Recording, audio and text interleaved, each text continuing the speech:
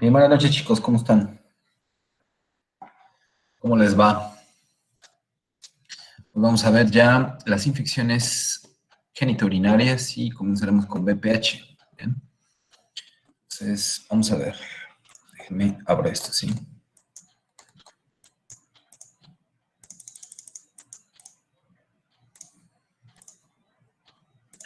Y por favor, me dicen cuando se vean las diapositivas, ¿sí?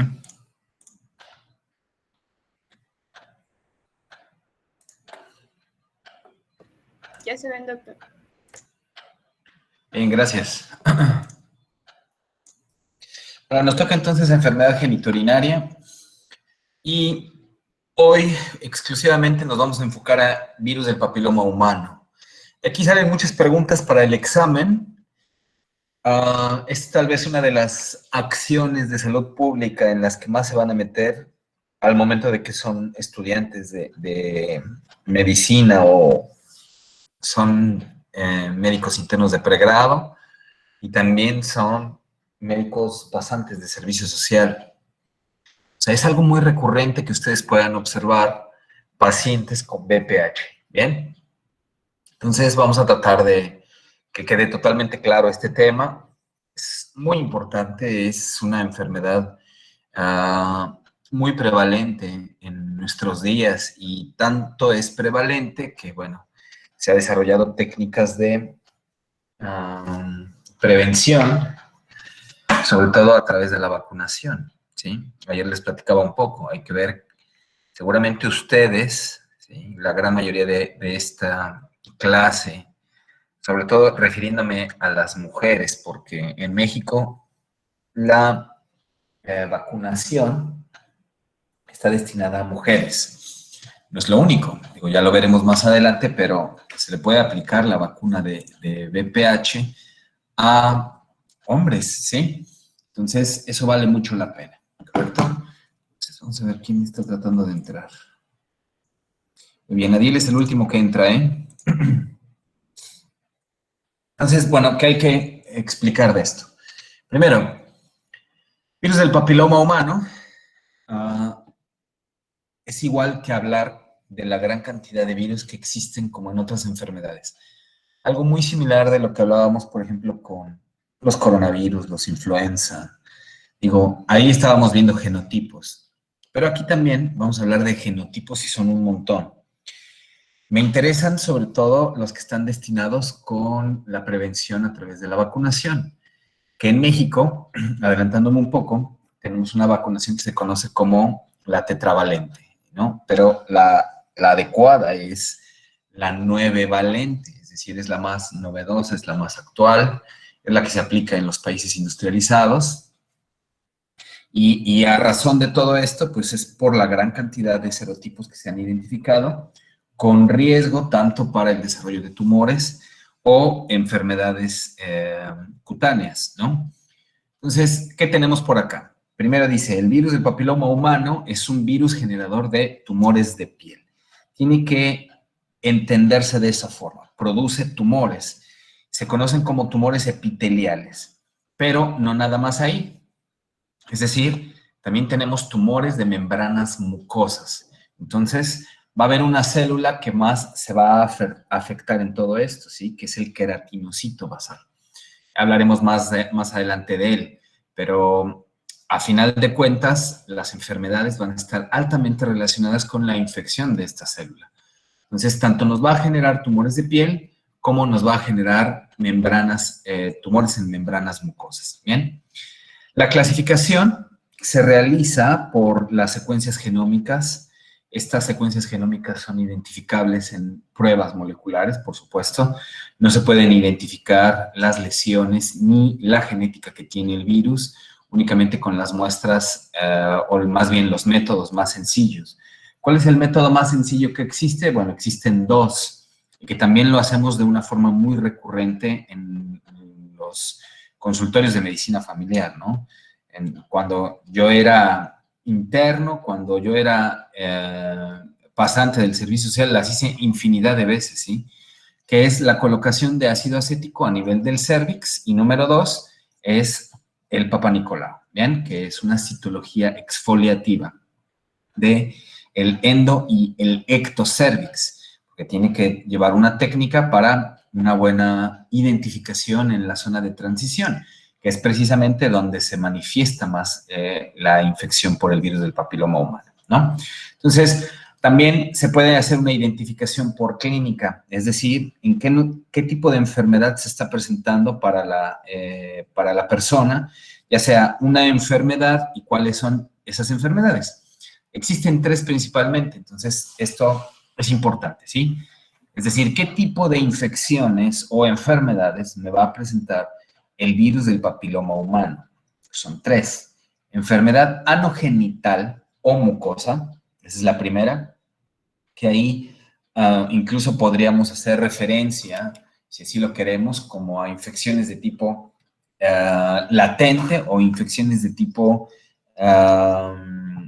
activas, es decir, podríamos estar en un estado clínico o un estado subclínico dentro de las infecciones anogenitales. Las personas que tienden a desarrollar infecciones visibles a nivel de la piel con las verrugas, famosísimas verrugas genitales, ahí prácticamente estaríamos hablando de secuencias genómicas del virus más leves. Mientras más se vean, estaríamos hablando de algo que no es tan neoplásico o que no es tan predisponente a desarrollar lesiones precancerosas. Bien, mientras que si una persona se encuentra en un estadio subclínico, entonces las lesiones no son tan evidentes a menos de que hagamos otro tipo de pruebas. Entonces, esas lesiones tienden a ser mucho más cancerosas, ¿sí? Por eso la importancia, que ya también lo veremos, de realizar citologías exfoliativas, Papa Nicolaus.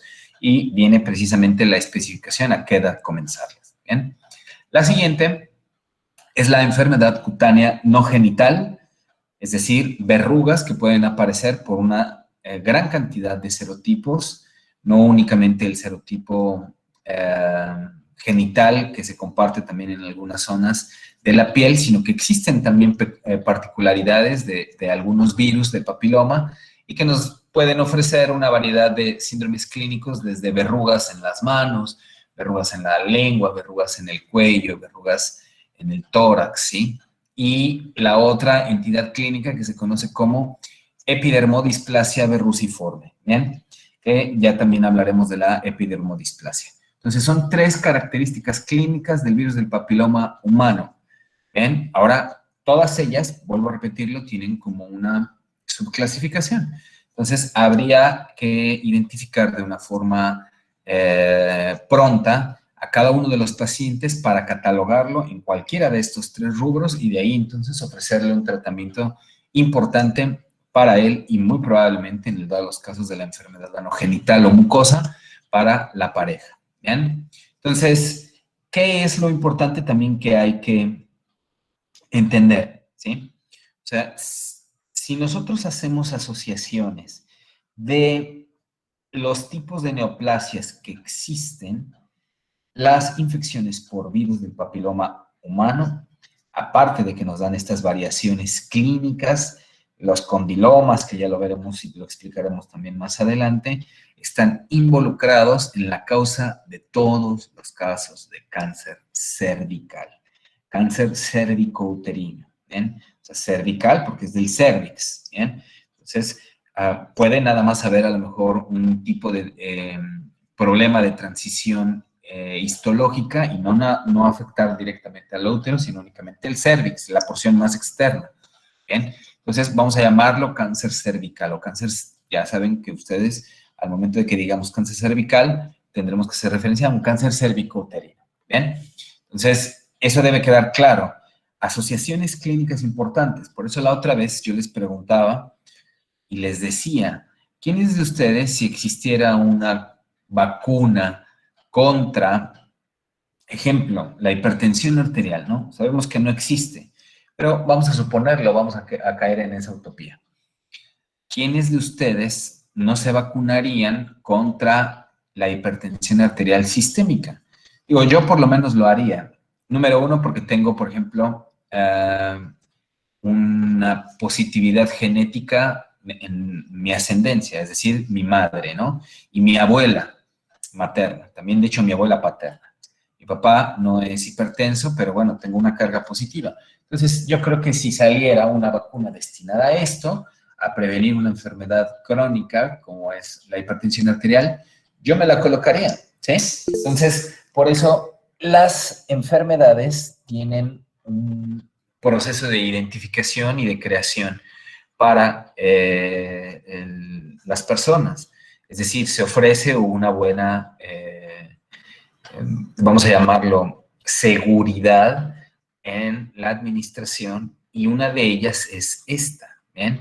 Que vuelvo a repetirlo, ya hablaremos más adelante. Entonces, primera pregunta antes de pasar a todo esto.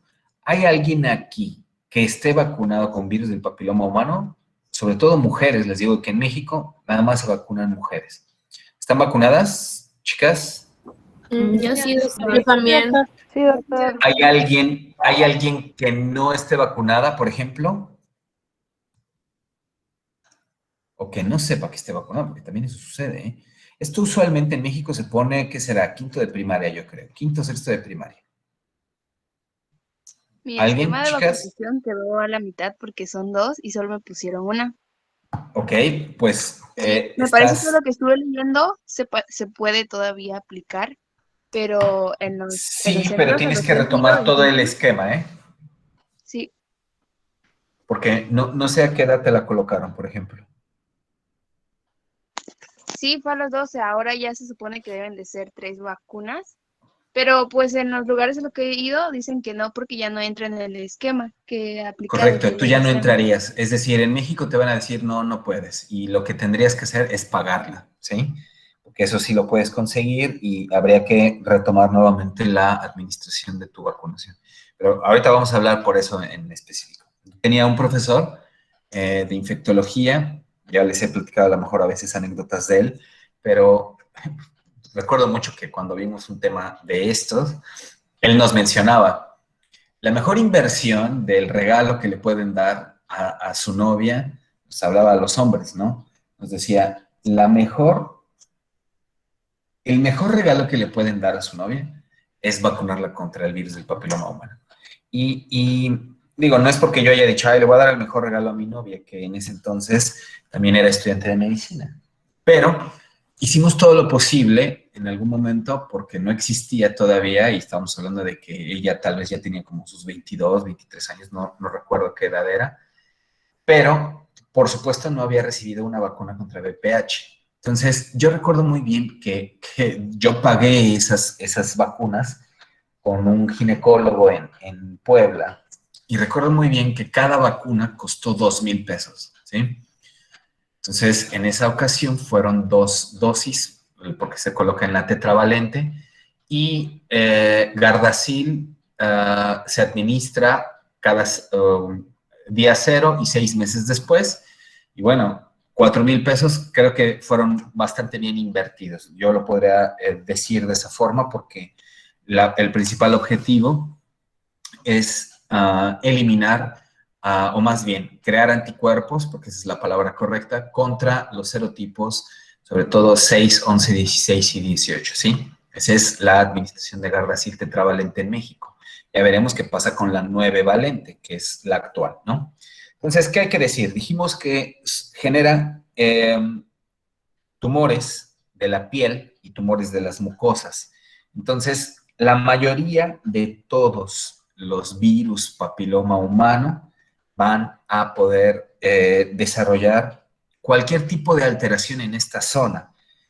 Se conoce, y es lo que les decía en la diapositiva anterior, que existen muchos serotipos, por lo menos los identificados de forma actual, que puede que ya haya variado un poco esto, porque es de hace un año a la fecha la información, pero estamos hablando de que se han identificado 100 serotipos y de los cuales se habla de forma microbiológica y genética, se ha hecho una secuenciación de hasta 80 serotipos, es decir, el 80% está totalmente identificado, se sabe qué produce, Se sabe cuál es la secuencia genómica y se sabe qué tipo de alteraciones estará causando a nivel de la fisiopatología.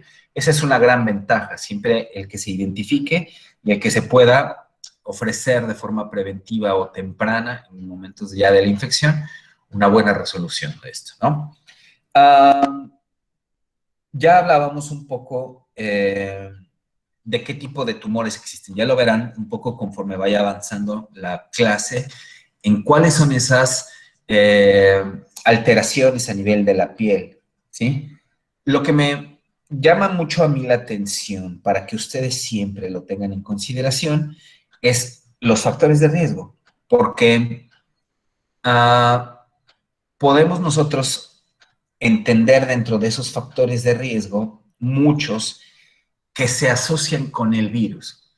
Algo de lo que se dice siempre en las materias de oncología es que un agente por sí solo, y eso también lo hablábamos al principio de las clases, un agente por sí solo no es capaz de crear todo el proceso inflamatorio.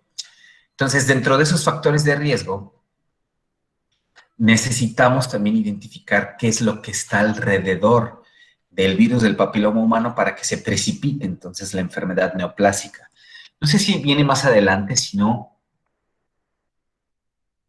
si vienen más adelante. Les hablaré ya entonces de los factores de riesgo, pero el más importante de lo que hay que conocer es que la promiscuidad y la propia infección por el virus del papiloma humano son factores de riesgo. Es decir, una persona que tiene múltiples parejas, que ahorita ustedes me van a definir qué es ser promiscuo, ¿sí? Y una persona que ya tenga una infección por virus del papiloma humano, predispone a adquirir otro virus del papiloma humano. ¿Bien? Entonces, esos son los dos principales. Ya hablaremos un poco más adelante del tabaquismo e inclusive de los factores hormonales que pueden suceder. Pero la promiscuidad y la infección por el virus del papiloma humano son las dos más grandes o los dos más grandes factores para que se presente una enfermedad o una infección por el virus del papiloma humano. ¿Bien? Y de aquí, por supuesto, nosotros tendremos que clasificar qué tipo de lesiones o qué tipo de asociaciones genéticas por los serotipos que se estén presentando están en el paciente. Entonces, primera pregunta. Antes de la pregunta, les voy a contar una anécdota muy rápida. Cuando yo estaba en el servicio social, estar en un servicio social es como interesante, ¿no? Pero nosotros obedecíamos, yo decidí irme a una comunidad, creo que ya les he contado, porque ahí dije, creo que voy a ver qué es lo que he aprendido o qué es lo que voy a poner en práctica para saber si sé o no sé, ¿no? Y el chiste es que yo me fui a una comunidad, estará a unas 2 horas y media más o menos de la casa de mis padres, y alrededor, en toda la región, había más clínicas. Eran tal vez como unas 18 clínicas. Y de esas 18 clínicas, 11 éramos pasantes. Y cada año, por supuesto, se renovaban esos pasantes, ¿no? Entonces, cada mes nosotros teníamos que ir al hospital regional, que era en Zacapoaxtla, Puebla, y ahí entregábamos la información mensual y teníamos reuniones y bla, bla, bla.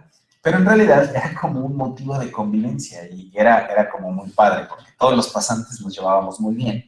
Y aparte de eso, pues nos íbamos a echar relajo, ¿no? Entonces, éramos doctores y doctoras en esto. Y recuerdo muy bien que una amiga que estaba en una comunidad que se llama Tanamacoyan, lo recuerdo perfecto, empezó a sentirse mal. De hecho, yo la conocí porque estábamos en la escuela juntos, seres de mi generación. Y el chiste es que se puso mal, y empezó a tener un cólico abdominal muy severo. Y el chiste es que llegó al hospital regional donde nosotros hacíamos la entrega y les explicó, mire, yo soy médico pasante del servicio social, quisiera pues, que me revisaran o no sé, pero me siento muy mal, ¿no?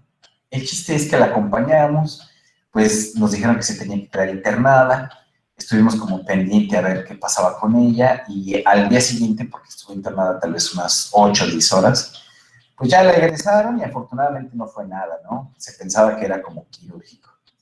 Y recuerdo muy bien que le dieron su nota de egreso y su nota pues para que le dieran seguimiento.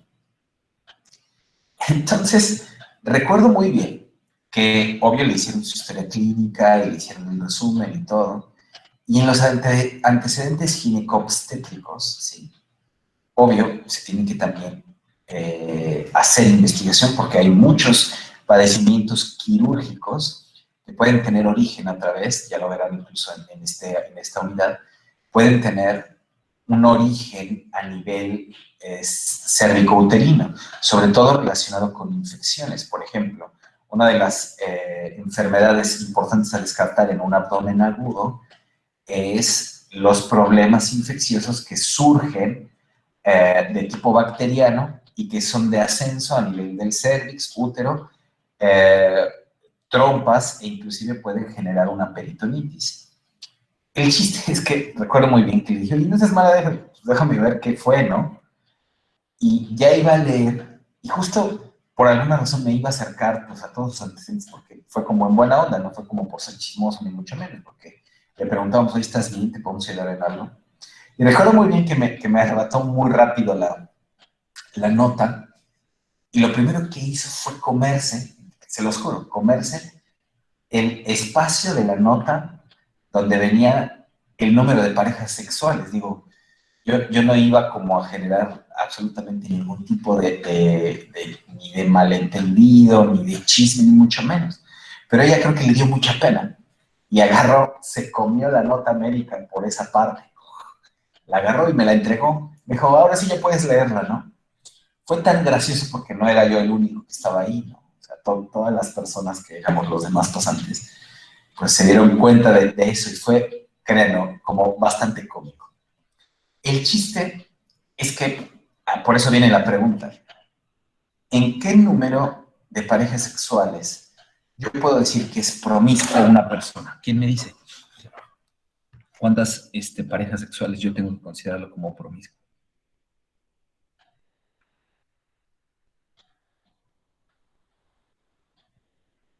Alrededor de 7 personas, No, desde el primero no. ¿Ok? 7 parejas. 7 parejas, no. Podrían ser 10 parejas. O sea, digo, no es adivinanza, pero son 10 parejas, ¿eh? ¿Sí? Entonces, imaginemos eso. Ahora, ¿en qué momento? En realidad, en cualquier momento, cualquier persona que tenga un antecedente, ¿sí?, de convivir sexualmente con 10 parejas diferentes, ya se considera promiscuo, ¿bien? Entonces, digo, vaya chicos, ¿cuántos de nosotros no entramos como tal vez en una categoría de ese tipo? Yo les puedo decir que conforme más van avanzando las generaciones, y eso lo platicábamos la otra vez, se genera una identificación y una exploración sexual mucho más temprana que antes, ¿no? Eso yo por lo menos lo he visto en los últimos 10 años, fácil. Muchas personas alcanzan no solo la madurez sexual, que es muy diferente a la madurez psicológica y todo lo que implique a lo mejor el estatus económico, social, etcétera, etcétera, la alcanzan antes o quieren hacer exploraciones sexuales antes, que yo no tengo nada en contra de eso, mientras se haga de forma responsable, pero muchos llegan a una promiscuidad ahora mucho más rápido, ¿bien? Y vaya, no es como para espantarse, ni mucho menos.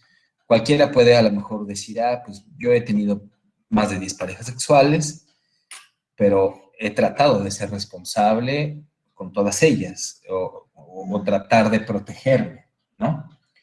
Entonces, eso siempre tiene que ser lo más relevante entre la promiscuidad.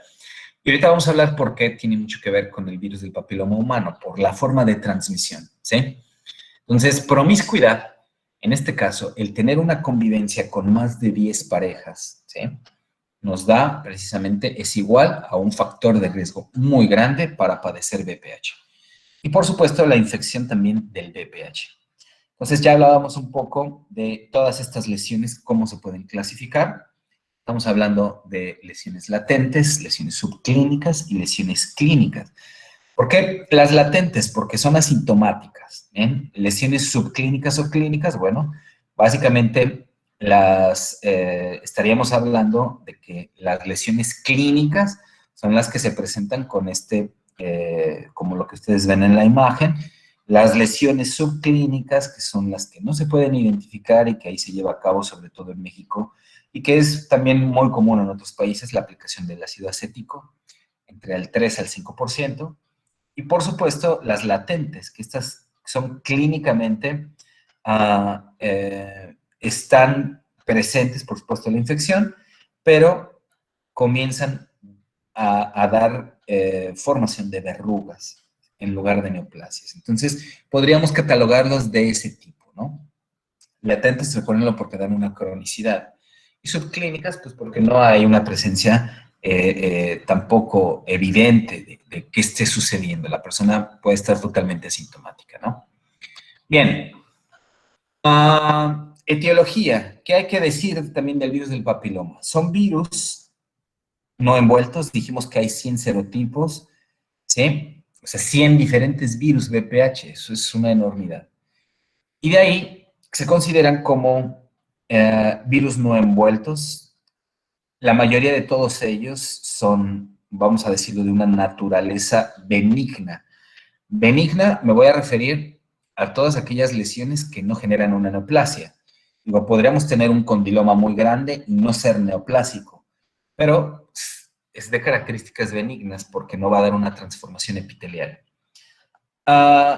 Con relación también a esta parte de la identificación, se hablan de 72 capsómeros, tiene una simetría icosaédrica, tiene más o menos la forma del esquema que ustedes están viendo, y estos capsómeros van a rodear precisamente al genoma, que es una ADN bicatenario. ¿Bien? Y se han identificado, digo, ya ustedes también, si han leído o se meterán en ese rollo, existen por lo menos identificación de 3 regiones del virus, una que se conoce como región temprana, región tardía y la región de control. Entonces, todos ellos tienen como un objetivo. La región temprana, sobre todo, están asociadas, esas regiones, a una transformación celular.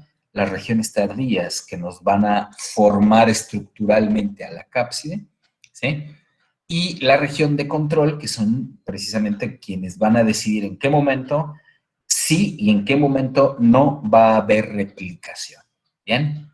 Y algo también importante, conforme ya se va dando la presentación de la infección, al momento de que llegan hacia el queratinocito basal, que es la célula que van a infectar, entonces el virus tiene la capacidad de integrarse hacia el ADN del huésped. Recuerden lo que todo virus que desarrolle esta capacidad, como lo vimos con Epstein-Barr, van a generar neoplasias, porque van a introducir su material y código genético precisamente a esa célula y la van a degenerar. Es decir, van a crear una especie de, vamos a ponerlo como un ejemplo, una quimera, y que esa célula, si no genera un buen control a través del sistema de histocompatibilidad clase 1, no se va a eliminar y, por supuesto, pues va a crecer una forma anormal celular. Eso es lo que sucede con la transformación neoplásica. ¿Bien? Entonces, todos aquellos virus que tengan esa capacidad, siempre, chicos, acuérdense más bien, tienen una capacidad de degenerar a una neoplasia. ¿Bien? ¿Qué pasa? Ya hablando un poco de la secuencia que va a tener el virus. Lo primeritito, son de características totalmente humanas. No se ha visto, ni siquiera in vitro mencionan los libros, sobre todo el Jaywitz, que no hay una posibilidad de infectar a otra especie, ni siquiera in vitro. Entonces, el único reservorio que va a conocerse de forma de replicación es las células humanas. ¿Bien? Entonces, al momento de que se adquiere, que ya veremos ahorita cómo se adquiere, el papiloma, el virus del papiloma humano, va a infectar al queratinocito basal. Es decir, es una célula epidermoide, por eso está en la epidermis, pero la va a infectar desde lo más basal. Al hablar de lo más basal significa, recuerden que en el momento de crecimiento de la piel, pues tenemos varias capas. A pesar de que estamos hablando de la epidermis, ¿sí? Estamos hablando de la capa más superficial, bueno, aquí tendríamos que dividirlo en la capa de lo superficial, la más profunda, ¿sí? Entonces, recuerden lo que todo crecimiento de la epidermis se va dando de una forma ascendente. Esa capa basal en algún momento va a ser la capa más superficial. Entonces, la célula que va a infectar es la capa más basal, la que está más pegada hacia la profundidad de la epidermis. Esto es muy importante sobre todo porque al momento que ya infecta la célula al queratinocito, se va a crear un episoma y ese episoma es un conglomerado o una célula que se va a mantener latente con un número, vamos a decirlo, controlado de copias virales. Es decir, no hay una proliferación, no hay una replicación tan vasta. ¿Cuándo va a existir una replicación muy grande del virus? En el momento en el que esa capa basal vaya ascendiendo al queratinocito. Es decir, lo vaya empujando hacia arriba porque esto es un proceso de descamación. Entonces, en ese momento, ahora sí el virus va a adquirir la mayor capacidad de replicarse. Mientras más vaya hacia la superficie, mientras más se vaya elevando, más tiene momentos de replicación.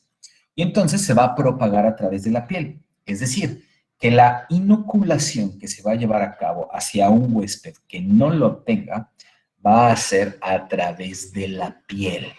¿Bien? No va a ser transmitido a través de la sangre y no va a ser transmitido a través de las secreciones, que es lo que, por ejemplo, sucedería, ¿qué les gusta? Con VIH. ¿Bien? Entonces viene una pregunta muy importante. Supongamos que, no sé, un paciente tiene verrugas genitales tal como esto, ¿bien? Y de repente, pues a lo mejor el esposo o la pareja sexual decide tener actividad sexual, ¿sí? Valga esa redundancia, con esta persona, ¿bien? Pero dice, pues bueno, como tiene verrugas, vamos entonces a poner un preservativo. Se pone un preservativo y bueno, pregunta importante, ¿el preservativo va a proteger sí o no? Sí. Pues no, ¿sí?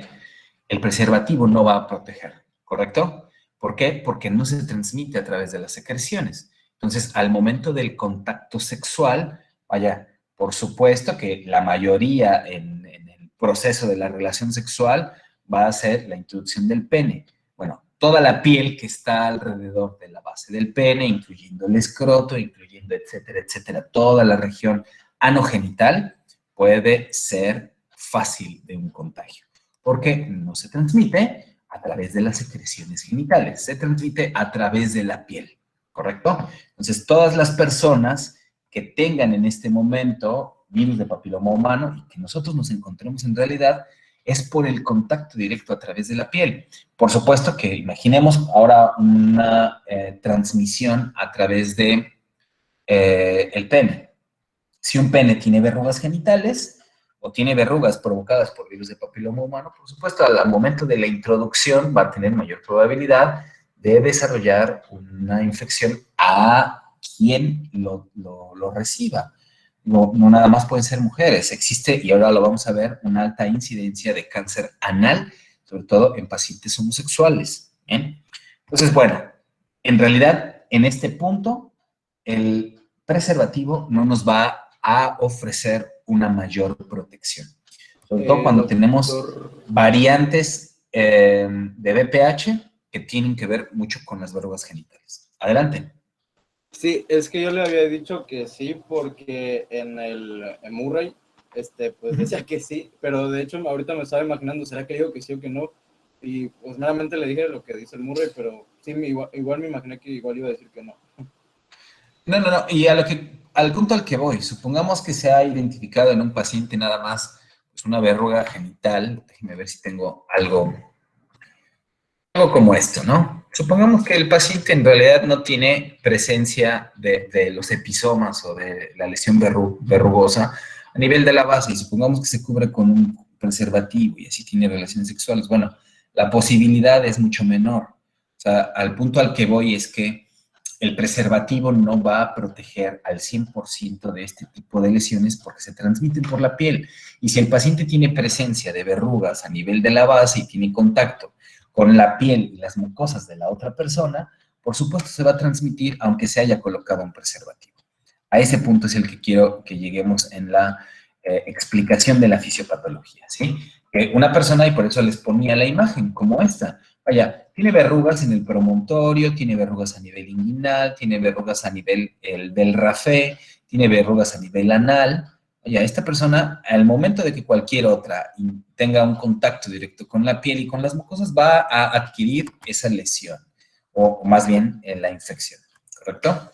Entonces, ¿qué pasa ya cuando se empieza a propagar a través de la piel? Vaya, ahora sí, conforme dijimos, se va descamando la piel, va a tener una mayor asociación de replicación. Eso es lo importante.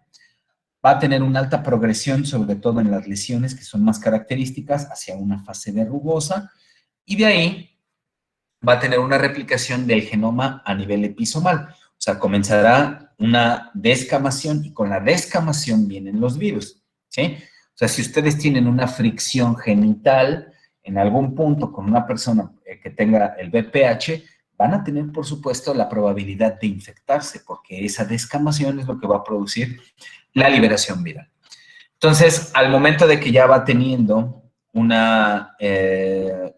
esto juega muchísimo el rol la parte de la inmunidad asociada por células, que por supuesto las personas se dice que tengan una inmunidad intacta, pues son las que no van a permitir el desarrollo de las verrugas, o inclusive van a poder eliminar muy rápido aquellas células queratinocíticas que estén infectadas.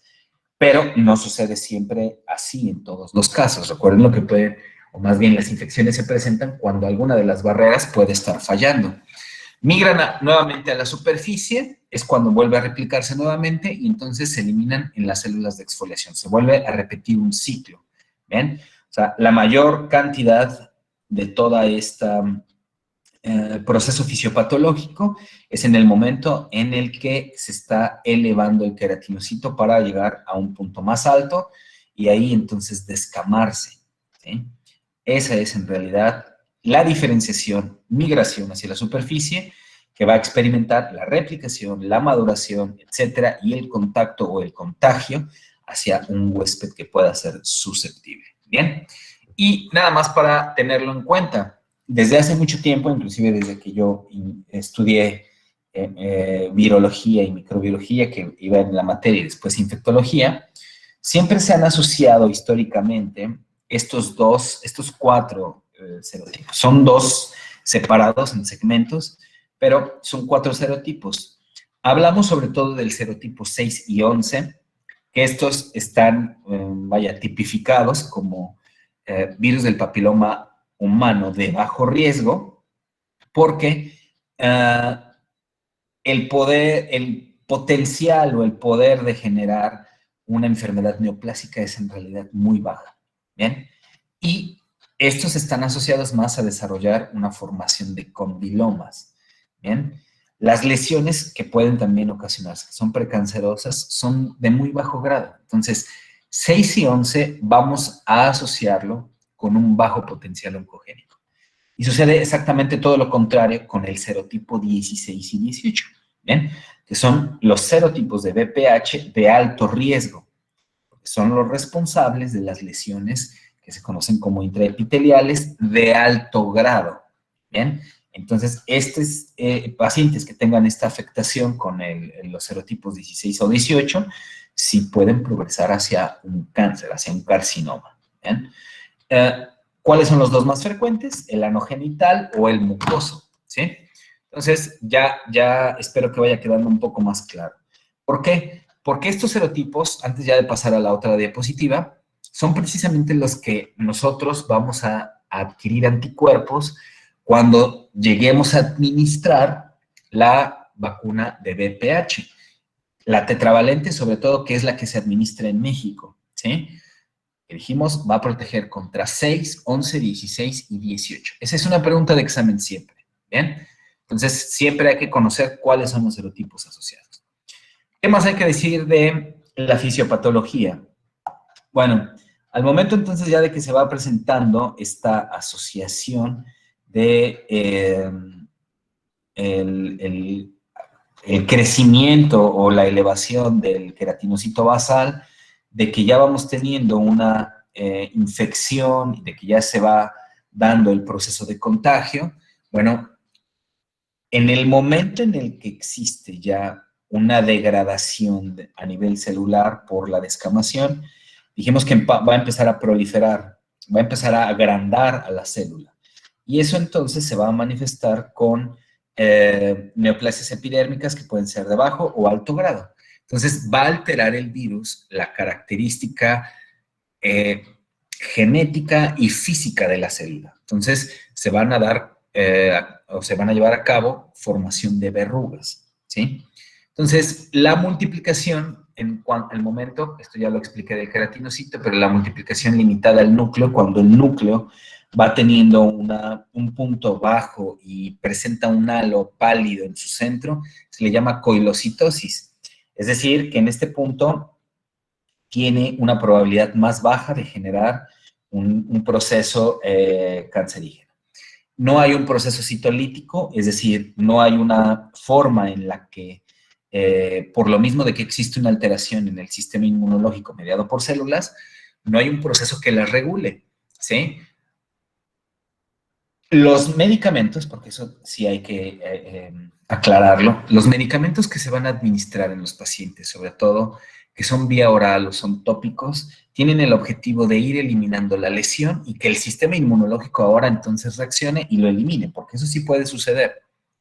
Pero cuando tenemos verrugas muy grandes, a lo mejor ya no va a ser tan funcional que el sistema inmunológico lo elimine. Ejemplo, lo que ustedes están viendo ahí, esa lesión ya no va a poder resolucionar o tener una solución, más bien dicho, por el sistema inmunológico propiamente, sino que va a tener que coadyuvarse con una terapia farmacológica. ¿Bien?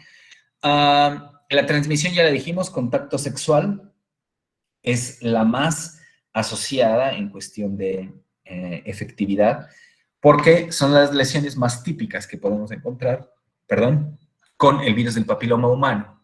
Bien, entonces la transmisión más efectiva es por contacto sexual, pero todo lo que tenga contacto con mucosas, sí, va a generar también un contagio.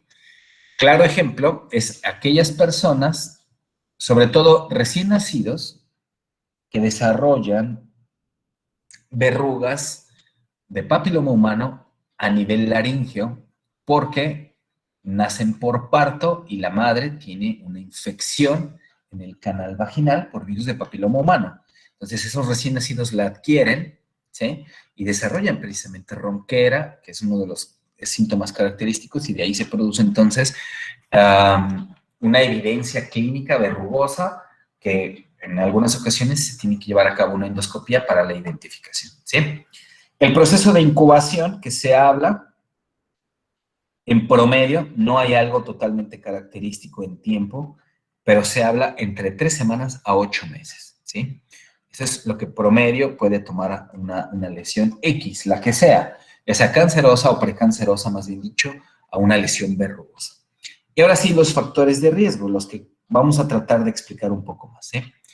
Número 1, dijimos entonces la activación, y dijimos que aparte, una cosa, el virus por su propia cuenta va a actuar y puede a lo mejor desarrollar esas afecciones a nivel de la célula.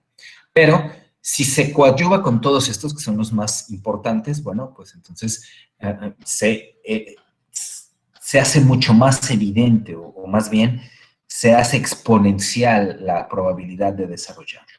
¿Bien? Entonces, actividad sexual.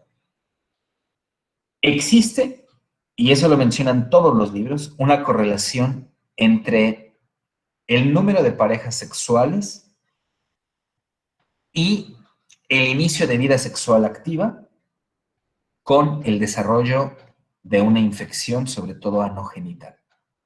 ¿Qué significa esto? A mayor número de parejas sexuales, mayor probabilidad de una lesión anogenital. ¿Ok? A mayor, o más bien, a más temprana edad de inicio de vida sexual activa, mayor probabilidad de desarrollar una infección anogenital. ¿Ok? ¿Eso quedó claro, chicos? Todo es factor de riesgo y entonces a mayor número de parejas sexuales, mayor probabilidad de tener VPH y a un inicio más temprano, también mayor probabilidad de tener VPH. ¿Correcto? Entonces, este es uno de los principales, la actividad sexual. Ahora, si ustedes me van a decir, bueno, entonces el doctor me acaba de decir que si una persona se coloca preservativo puede infectarse, entonces ¿para qué se lo colocan? No, no es así, hay que colocárselo, ¿sí? ¿Por qué? Porque podemos disminuir el riesgo de contagio y no nada más para esto. Por eso la unidad implica el que nosotros entendamos las infecciones genitourinarias. Ya verán cuáles son todas aquellas que se pueden prevenir por el correcto uso de un preservativo, ¿bien? Son los principales métodos de barrera, ¿no? O sobre todo si hay parejas que garanticen a un 100% de que nada más tienen una sola pareja sexual y que su promiscuidad o su actividad sexual previa haya quedado tiempo atrás, no lo sé. Bueno, entonces tal vez el tener un contacto sexual con una sola pareja puede disminuir el riesgo, por supuesto, ¿sí? Entonces, promiscuidad es igual a mayor riesgo. Eso siempre se tiene que entender. Ahora, cáncer anal, ese tiene un factor epidemiológico muy importante, ¿sí? El cáncer anal está totalmente asociado con homosexualidad masculina, no con homosexualidad femenina, con homosexualidad masculina. Y también está totalmente asociado con prácticas específicas, ¿sí? No únicamente homosexuales masculinos, sino prácticas sexuales masculinas como cuál, como aquellas personas que participan en un coito anal receptivo. ¿Bien? Se habla muchísimo, de hecho la probabilidad que está mencionada actualmente, y esto porque lo revisé hace ratito, la probabilidad de que alguna persona que practique coito anal receptivo tiene un riesgo relativo del 33%, ¿sí? De desarrollar no nada más verrugas genitales o en este caso anales, sino de desarrollar cáncer anal, es decir, es altísimo, ¿bien? Es muy alto. Hablar de un riesgo relativo del 33 es muy, muy, muy alto, ¿bien? Ahora, ¿cuál es lo más, no sé si decirlo con la palabra, lo más, ¿cómo explicárselos? Si bien está totalmente relacionado con una actividad homosexual masculina y con aquellas personas, hombres y mujeres, que participen en un coito anal receptivo, el riesgo es mucho mayor en mujeres que en hombres, ¿sí? Mucho mayor. ¿Por qué? Por la proliferación hormonal y por los cambios epiteliales que se tienen, sobre todo en esas zonas, ¿bien? O sea, son mucho más susceptibles a la infección por el virus del papiloma humano, ¿ok? Entonces, esto es importante. Cáncer anal tiene una mayor relación con actividad homosexual masculina, también con personas que tengan o participen en coito anal receptivo, pero el riesgo o la probabilidad es mucho más alta en mujeres que en hombres, así de sencillo, ¿bien? Entonces, esto sí es muy importante. A una gran cantidad de personas homosexuales masculinos, hay que darles un buen seguimiento, hay que también hacerles las pruebas que sean necesarias para tratar de identificar si pueden tener una lesión. Y ojo, si una persona masculina, sobre todo, se somete a ese tipo de factores de riesgo, ¿qué creen que sea lo mejor que hay que darle a este paciente? Así de sencillo, hay que vacunarlo, ¿bien?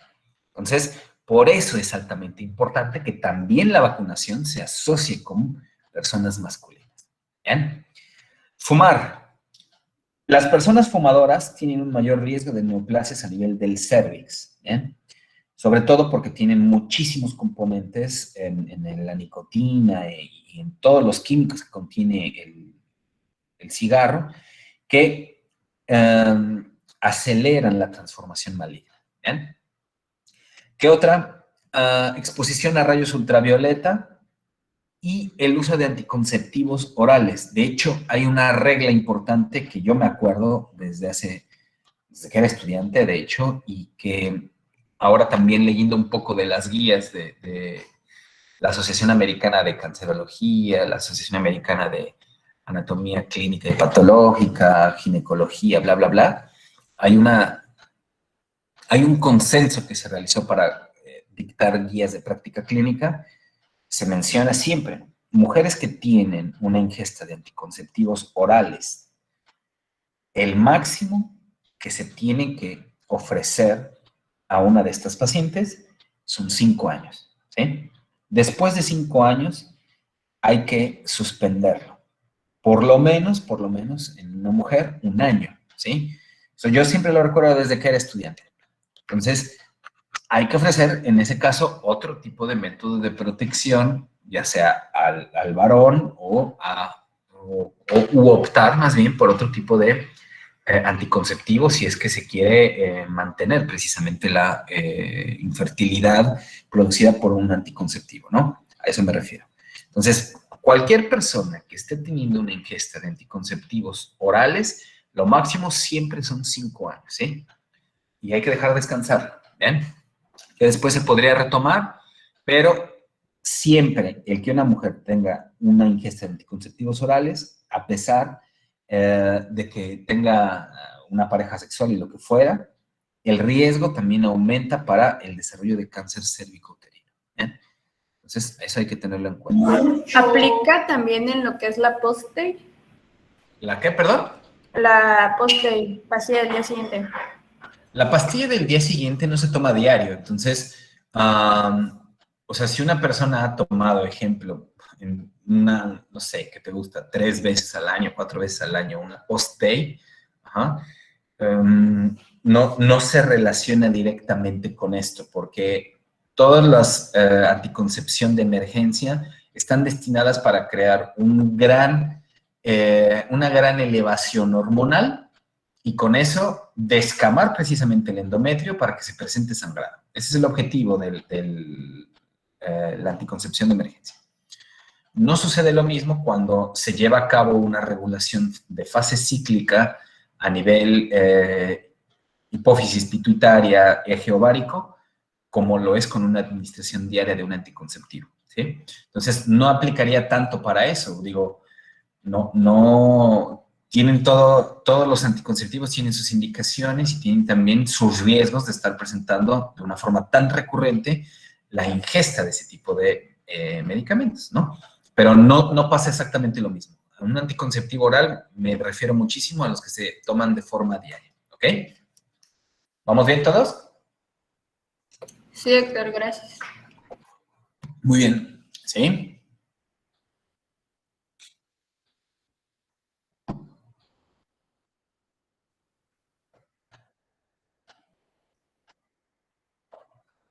Por supuesto, es correcto, ¿sí? O sea, si una persona, y se los voy a decir porque yo he tenido ese tipo de pacientes, ¿sí? En algún momento de la vida. Oiga, doctor, porque llegan muchas veces con amenorreas, ¿no? Que no son amenorreas producidas de forma secundaria por parte de un embarazo, porque es lo primero que hay que hacer, descartar un embarazo. Entonces, al momento de que se les ofrece algún tipo de regulador, dependiendo de cuál sea el origen, lo primeritito que hay que decirles es que se genera una protección contra una concepción. No se genera una protección contra infecciones de transmisión sexual. ¿Bien? O sea, eso hay que dejárselos muy claro a las pacientes. O sea, usted va a llevar a cabo una anticoncepción, pero eso no implica que usted no tenga que cuidarse, porque yo les voy a decir, incluso una de las pacientes de hace muchos años que tuve, me acuerdo que me decía, oye, pues, ¿cómo me dice eso? Entonces, ¿para qué me estoy tomando el anticonceptivo? O sea, yo pienso que si me tomo esto, ya no necesito utilizar preservativo. Pues no, ¿sí? Sobre todo para aquellas personas que a lo mejor no tienen una estabilidad a nivel pareja o lo que se llame, que recuerden, eso ni siquiera va a garantizar el hecho de que se genere promiscuidad en alguna de las parejas, ¿sí? Entonces, por eso es muy importante que ustedes les expliquen a las pacientes, cuando les brinden un método anticonceptivo, cuáles son aquellos que están más específicos o más eficientes para disminuir la probabilidad de una enfermedad de transmisión sexual. Y es correcto. Si tú tienes un anticonceptivo de este tipo, las personas se confían más y entonces no utilizan métodos de barrera, ¿correcto? Sobre todo, barrera física, que es en realidad el más eficiente, el preservativo. ¿Bien? ¿Vamos bien todos, chicos? Entonces, vámonos ahora a las manifestaciones clínicas, ¿sí? Hablábamos de 3 zonas, la anogenital, hablábamos de las producidas por neoplasias y también la epidermodisplasia verruciforme, ¿no? Entonces, vamos a ver qué pasa con las primeritis. Esto estamos hablando de verrugas anogenitales. Al momento de que nosotros hacemos una descripción de en dónde está la verruga anogenital, pues por supuesto va a describirse el origen anatómico. Eso es más que evidente. Entonces, podríamos hablar de verrugas a nivel del promontorio, podríamos hablar de verrugas a nivel del glande, podríamos hablar a nivel anal, etcétera, etcétera, ¿sí? Entonces, eso va a darle como el apellido a nuestra lesión, ¿bien? Infecciones, por supuesto, que se transmiten con gran mayoría a nivel de actividad sexual y, sobre todo, este tipo de lesiones tienen una predilección para ciertos genotipos, ¿bien? La lesión, o más bien la infección genital, en la gran mayoría de todos los casos, se va a manifestar como una lesión verrugosa, ¿bien? Y esas lesiones verrugosas, en un principio, no se reconocen tan fácilmente hasta el punto, por supuesto, que van a empezar a crecer. Si nosotros quisiéramos hacer una exploración genital, ya sea en un varón o en una mujer, sobre todo más en las mujeres, y quisiéramos saber si ese paciente tiene una lesión que no sea visible, lo que vamos a tener que realizar es un examen cervical con la prueba de Papá Nicolau. ¿Bien? Que vuelvo a repetirlo. También se puede hacer en varones, sobre todo se hace un raspado y entonces se lleva a cabo la exploración también. ¿Bien? Entonces, ¿qué tipo de padecimientos vamos a tener aquí? Tenemos el condilomata acuminata, que es la verruga anogenital, mejor conocida como el condiloma acuminado. ¿Sí? O sea, así la van a poder encontrar, o como el condilomata acuminata, que es uno de los nombres que más se repiten siempre en los libros de ginecobstetricia. Entonces, el condiloma acuminado, ¿qué es? Los condilomas acuminados, como ahorita lo van a ver un poco más para acá, son precisamente lesiones que se conocen como exofíticas. ¿Por qué exofíticas? Porque se exponen y porque crecen hacia el exterior. Y que básicamente tienen una forma hacia las coliflores. Si ustedes se dan cuenta aquí, esto parecería una coliflor. Esto también parece una coliflor. Tal vez la que no parece tanto coliflor es la que está aquí a la derecha. ¿Bien? Entonces, tienen una forma de coliflor y esas se encuentran muy cercanas a las regiones más húmedas genitales. Entonces, todas aquellas superficies húmedas tienen mayor predisposición a desarrollarlo, más que las secas. También vamos a tener verrugas papulares lisas, es decir,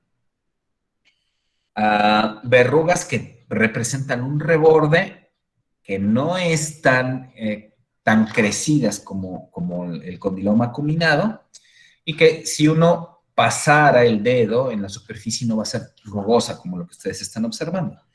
Y también tenemos unas verrugas que se conocen como queratóxicas. Las verrugas queratóxicas son básicamente verrugas cutáneas, como no sé si han visto, seguramente sí, muchas personas pueden llegar a tener verrugas en el cuello, o en la cara, o en las axilas, o cerca del tórax en la parte superior. Esos tres tipos, el condiloma acuminado, las verrugas papulares lisas y las verrugas queratóticas o queratóxicas, porque también lo pueden encontrar así, son o corresponden hacia la enfermedad anogenital. ¿Bien? Entonces, esto es importante porque todas pueden tener una predisposición. Esta, por ejemplo, esta no entra en la característica de las verrugas del condiloma acuminado. Esto entraría más a una diferenciación de verrugas queratóxicas, ¿sí? No tanto es una papular lisa, porque si no serían como rebordes, como si fuera una vesícula, pero indurada, ¿sí? O sea, no contiene líquido, sino está totalmente indurado, ¿bien?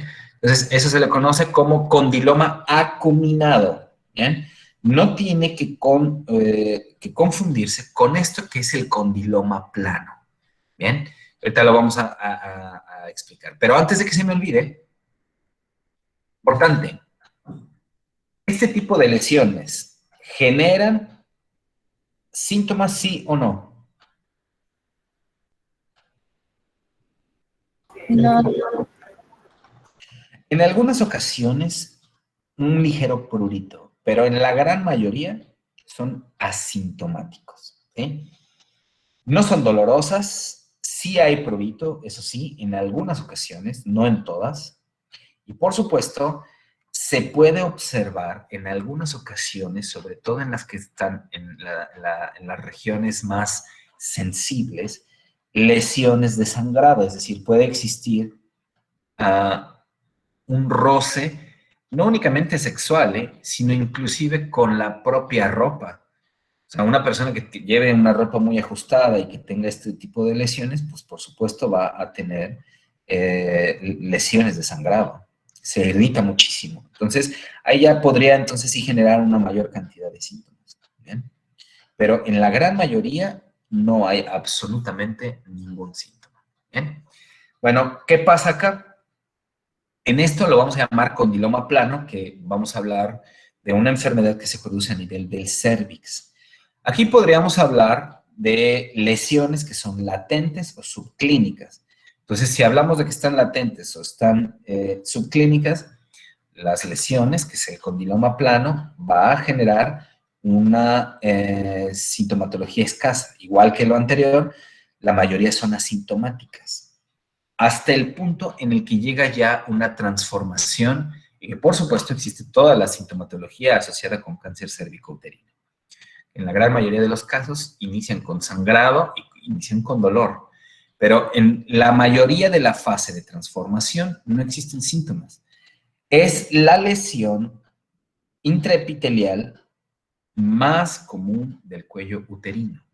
Y en términos histopatológicos o patológicos, hablando de darle un nombre correcto a nivel histológico, este tipo de lesiones se conocen como neoplasia intraepitelial escamosa. ¿Bien? De hecho, de ahí viene el nombre de la clasificación que se otorga para las lesiones, que son NIC1, NIC2, NIC3, ¿sí? Habla entonces de una neoplasia intraepitelial escamosa. Ese es el nombre correcto, histológicamente hablando, de las lesiones que se producen por virus de papiloma. Y también, estas por supuesto van a degenerar si es que se identifica un serotipo que sea totalmente agresivo o que sea neoplásico, pues se va entonces a determinar una lesión intraepitelial escamosa de alto grado. Es decir, no nada más le vamos a dejar ese nombre, sino ya le vamos a poner un apellido cuando se identifica el serotipo y cuando entonces vamos a sospechar de que la paciente ya tiene una lesión precancerosa. ¿Bien? Se le conoce así, lesión intraepitelial escamosa de alto grado. ¿Bien? Entonces, a la mayoría de estas personas no nos van a ofrecer clínicamente una aparición de una verruga. ¿Bien? sobre todo en las fases más tempranas. Aquí en estas pacientes, y por eso la importancia de acudir con el ginecólogo, es que se coloca el ácido acético. El ácido acético entre un 3 a un 5%, se coloca con una gasa, se esperan unos minutos y se observa, ya lo verán más adelante, si la lesión pinta de blanco. Porque si la lesión pinta de blanco, significa entonces que hay una actividad de descamación importante por lo que produce el virus. O sea, nos revela, por así mencionarlo, que esa zona contiene virus de papiloma humano. Ojo, el ácido acético no identifica virus, identifica los cambios celulares. Pasa algo muy similar como veíamos con las pruebas de la tinción de Tzanck que identificaban cambios celulares. O sea, pasa lo mismo, no identifica el virus, identifica las lesiones producidas por el virus. ¿Bien? Entonces, las verrugas nunca esperen que van a tener un condiloma, como lo observamos en las diapositivas anteriores, dentro del cérvix. No va a suceder así. Digo, en algunas ocasiones podría generarse un proceso verrugoso y eso implicaría el realizar también todas las pruebas necesarias para determinar qué tipo de serotipo es o darle un proceso curativo a la persona. ¿Bien? El curso lento e indolente, o sea, la transformación va llevando tiempo, años, sí, en algunas personas más, en algunas personas menos, pero es indolente, no duele, ¿bien? Entonces, esto hay que tenerlo en cuenta. Cuando nosotros ya tenemos, antes de que se me olvide, un condiloma plano, el condiloma plano, si le ponemos el ácido acético, lo que va a darnos de diferenciación, dijimos que es la célula, y aparte se me olvidaba los vasos sanguíneos, porque eso son indicativos precisamente de neoplasia, o sea, nos va a dar los cambios celulares a final de cuentas. Tenemos aquí algo que también se conoce como el tumor, se conoce como dos formas, o carcinoma verrugoso o condiloma gigante. En nombres generales es una variante maligna que mejor conocido de forma coloquial como el tumor de Busch-Lowenstein, ¿ok? El tumor de Busch-Lowenstein es precisamente lo que ustedes observan en estas dos imágenes, que es prácticamente un condiloma no nada más simple. Si ustedes ven o comparan las imágenes de las que habíamos presentado que tenían forma de coliflor, esto no nada más tiene forma de coliflor, sino que ya se ve incluso una característica física totalmente diferente. Se ve oscuro, se ve que tiene variantes a nivel de los vasos sanguíneos en forma predisponente totalmente anormal, ¿sí? Entonces, aquí ya hay un carcinoma verrugoso. Ese es el nombre que tendríamos que a lo mejor relacionarlo más con este tipo de lesiones. ¿Qué afectan en la gran mayoría? Afectan más, a los varones que a las mujeres, ¿sí? En muy poco porcentaje, pero siempre es más frecuente observarlo a nivel del pene, a nivel del perineo o perianal y a nivel del prepucio. Y sobre todo en las mujeres a nivel vulvar, ¿bien? Entonces, se pueden generar, por supuesto, con este tipo de lesiones, como también presentan una friabilidad, pues mayor probabilidad de generar o un absceso o una fístula. Y esto entonces estará generando un carcinoma en forma local. La invasión es muy local y, por supuesto, habría que darle también un tratamiento de forma correctiva. ¿Bien? Entonces, tumor de Busch-Lowenstein. Esto es un tipo de cáncer, ¿sí? A nivel local, producido por un virus de papiloma humano. Esto también es un tumor de Busch-Lowenstein, ¿ok? Entonces, siempre hay que ver la característica porque a comparación de todo lo que hemos observado, pues bueno, es totalmente diferente. Incluso algunas lesiones, sobre todo estas, parecería como si fuera un fenómeno de Lucio, ¿no? Digo, esto ya es una verruga, pero todas estas lesiones que, si se dan cuenta, cambian de color a una zona más azulada, parecerían zonas trombóticas, como pareciera con la lepra, ¿no? Pero no es así, es en realidad un tumor, ¿bien? Entonces, ¿quedó totalmente claro qué pasa con el tumor de Busch-Lowenstein, chicos? Sí, doctor. Bien. Bueno, ¿qué pasa entonces con la enfermedad cervical que dijimos en la gran mayoría es el condiloma plano? En la mayoría dijimos que pueden ser latentes o subclínicas. Yo en la clase de infectología, que es esto, lo que estamos viendo de ecología, no voy a detenerme en los estadios, ¿sí? Porque eso sí se observa o se estudia muchísimo más en ginecología y obstetricia, y no sé si tengan aquí oncología, porque es un tema muy, muy, muy amplio. O sea, no vamos a ver aquí cáncer cervicouterino como tema, estamos viendo la infección del virus del papiloma humano. ¿Bien? Entonces, lo único que hay que determinar son precisamente cómo se va manifestando o cómo va produciéndose una lesión.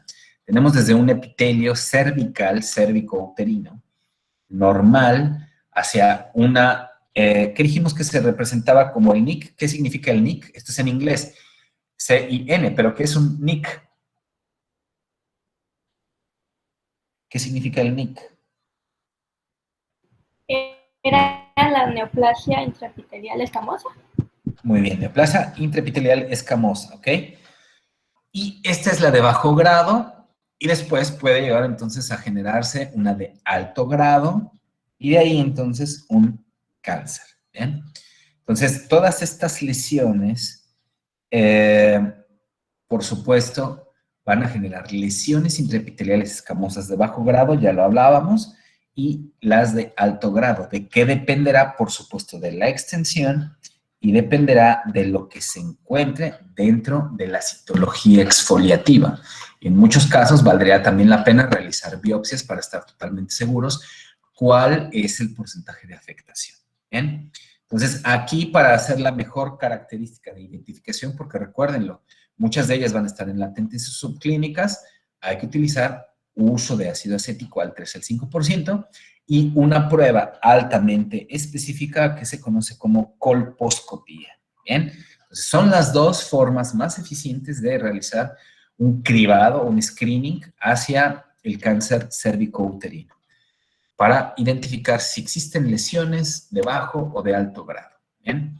De hecho, esto es, por ejemplo, la progresión que se tiene en pacientes cuando se les desarrolla ya una neoplasia intraepitelial y que van por grados. O sea, vean ustedes por qué es importante no nada más saber qué se causa por la infección, sino también estudiar cómo son esas lesiones, ¿sí?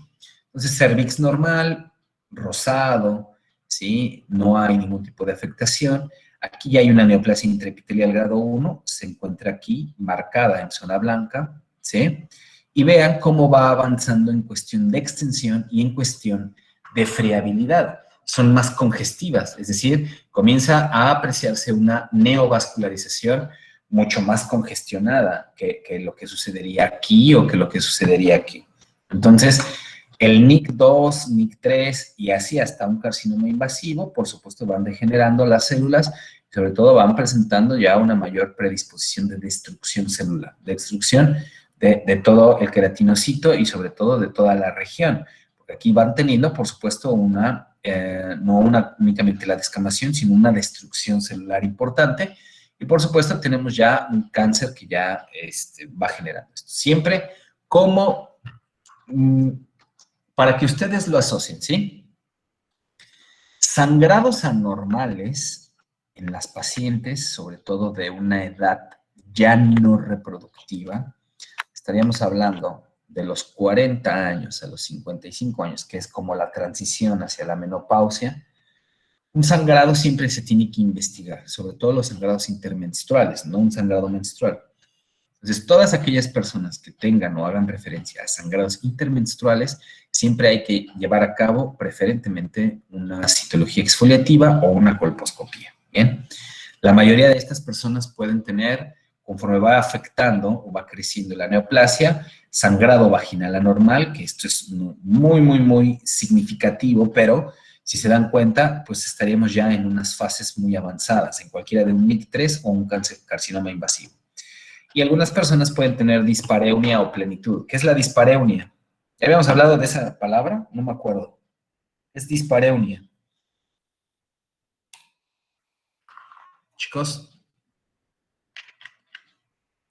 Es la hora del tener relaciones sexuales, Muy bien. ¿no? ¿Qué es plenitud? Sí, es correcto, es correcto. ¿A qué hace referencia la plenitud?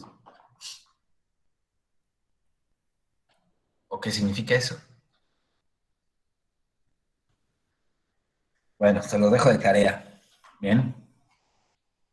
Cáncer anal. Chicos, recuérdenlo, ayer se los dije y se los vuelvo a repetir. Desinterés puede ser como totalmente mutuo, ¿eh? Así es que vamos a continuar. Cáncer anal, ¿sí? Síntomas de presentación de este tipo de padecimiento. Por supuesto, interviene muchísimo el carcinoma de células escamosas y cuando los pacientes van desarrollando algún tipo de neoplasia a nivel anal, lo más significativo que tienen son sangrados, ¿sí? Entonces se puede en algunas ocasiones identificar como una masa y la gran mayoría de las personas la suele confundir con enfermedad hemorroidal. No es una enfermedad hemorroidal. Por eso siempre hay que tratar de investigar y estar totalmente seguro si se trata o no de una hemorroide, que es mucho más frecuente que tener un cáncer anal.